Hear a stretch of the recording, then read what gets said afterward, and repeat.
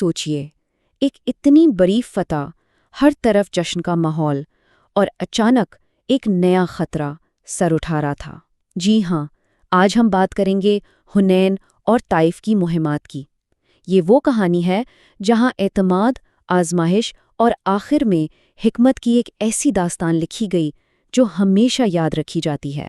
तो सवाल ये उठता है, मक्का फतह हो गया, सब ठीक था, फिर सबसे बड़ा चैलेंज क्या था? यही वो सवाल है असल में जो इस पूरी कहानी की बुनियाद है। आइए इसको समझने की कोशिश करते हैं। चलिए, इस सवाल का जवाब ढूंढने के लिए हम सीधा चलते हैं फतेह मक्का के फौरन बाद के वक्त में। देखते हैं कि वहाँ क्या हो रहा था। देखिए, मक्का की पुरअमन फतह के बाद ना माहौल ही कुछ और था। हर तरफ एक उम्मीद थी, कामयाबी का एहसास था। ऐसा लग रहा था जैसे अमन और ताकत का एक नया दौर शुरू हो गया है। और उसकी वजह 12,000। सोच के देखिए, उस वक्त तक की सबसे बड़ी इस्लामी फौज। इतनी बड़ी ताकत जब आपके पास हो तो एक किस्म का ओवर कॉन्फिडेंस, एक गलत किस्म की खुद एतमादी आ जाती है। और शायद यही वो बात थी कि कभी कभी आपकी सबसे बड़ी ताकत ही आपकी सबसे बड़ी कमजोरी बन जाती है। लेकिन जैसा कि अक्सर होता है, ये सुकून ज़्यादा देर का नहीं था। उफ़ुक पर कहीं दूर एक तूफान बन रहा था। ये अमन का दौर एक ऐसी आजमाइश से गुजरने वाला था जो इस नई रियासत की बुनियादों को हिला सकती थी। हुआ ये कि आसपास के कबाइल ने जब मुसलमानों की इस बढ़ती हुई ताकत को देखा तो वो डर गए।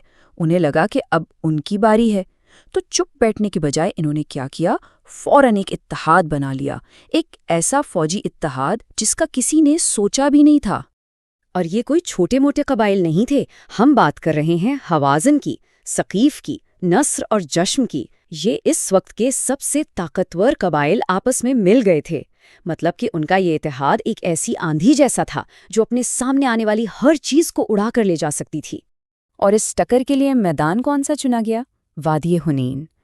एक तंग सी खतरनाक घाटी जो जल्द ही एक बहुत बड़ी आजमाइश का और हाँ, एक ना भूलने वाले सबक का मैदान बनने वाली थी। जरा मंजर को तसव्वुर में लाएं। मुसलमानों की फौज पूरे एतमाद के साथ उस तंग घाटी में दाखिल हो रही है और फिर अचानक ऊंची जगहों से तीरों की बारिश शुरू हो जाती है। किसी को कुछ समझ नहीं आ रहा। हर तरफ अफरा तफरी, भगदड़ मच गई। लोग पीछे हटने लगे। ये एक परफेक्ट एम्बुश था, एकदम टेक्स्ट बुक। बस एक पल में वो सारा एतमाद, वो 12,000 का गुरूर सब चकनाचूर हो गया। जो फतह बिल्कुल यकीनी लग रही थी, अब वो एक जबरदस्त शिकस्त में बदलती नजर आ रही थी। लेकिन ठीक उसी लम्हे जब लग रहा था कि बस अब सब कुछ खत्म हो गया, कहानी ने एक जबरदस्त, एक फैसला कुन मोड़ लिया।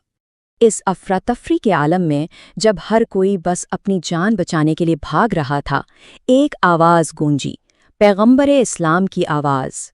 और ये आवाज़ इस तूफान में एक लंगर की तरह थी।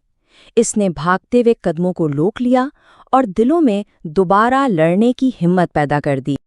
और बस इस एक पुकार ने सब कुछ पलट के रख दिया। जहां अफरा तफरी थी, वहां अब तंजीम थी। जो लोग पीछे भाग रहे थे, अब वो पलटकर हमला कर रहे थे। और शिकस्त का खौफ अब फतह की उम्मीद में बदल चुका था। और फिर क्या था?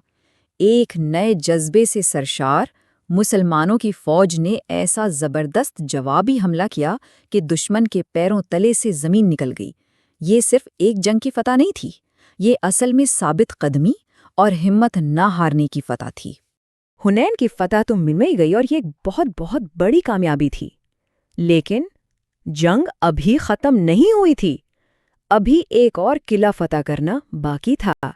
हुआ ये कि सकीफ कबीले के जो लोग बच गए थे, वो भागकर अपने शहर ताइफ में जा छुपे। उनका शहर एक मजबूत किले जैसा था और उन्हें लगा कि बस अब वो यहाँ महफूज हैं।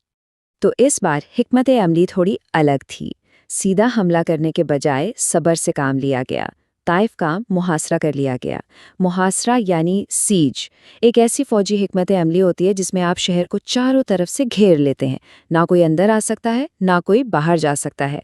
इससे होता यह है कि दुश्मन अंदर ही अंदर रसद खत्म होने से कमज़ोर हो जाता है। लेकिन फिर एक ऐसा फैसला किया गया जिसकी शायद किसी को उम्मीद नहीं थी। मुहासरा उठा लिया गया। जी हाँ, سیج ختم کر دیا گیا۔ اور یہ فیصلہ یہ اصل میں ایک بہت گہری حکمت کو ظاہر کرتا ہے کہ کبھی کبھی قلعے فتح کرنے سے زیادہ ضروری دلوں کو فتح کرنا ہوتا ہے، اور اسی رحم دلی نے آگے چل کر امن کے نئے دروازے کھولے۔ تو آخر میں اس پوری کہانی سے، حنین اور طائف کے ان واقعات سے ہمیں کیا سبق ملتا ہے؟ سب سے پہلا تو یہ کہ حد سے زیادہ خود اعتمادی آپ کا سب سے بڑا دشمن ہو سکتا ہے۔ دوسرا کہ اصل قیادت کی پہچان مشکل وقت میں ہی ہوتی ہے۔ تیسری بات کہ ہمت اور لچک سے آپ ہاری ہوئی بازی بھی جیت سکتے ہیں۔ اور آخری کہ کبھی کبھی صبر طاقت سے بھی زیادہ کام کر جاتا ہے۔ اور آخر میں یہ ایک سوال سوچنے کے لیے کہ کس طرح ایک بہت بڑی کامیابی سے ملنے والا اعتماد آگے چل کر آپ کے لیے سب سے بڑا امتحان بن سکتا ہے۔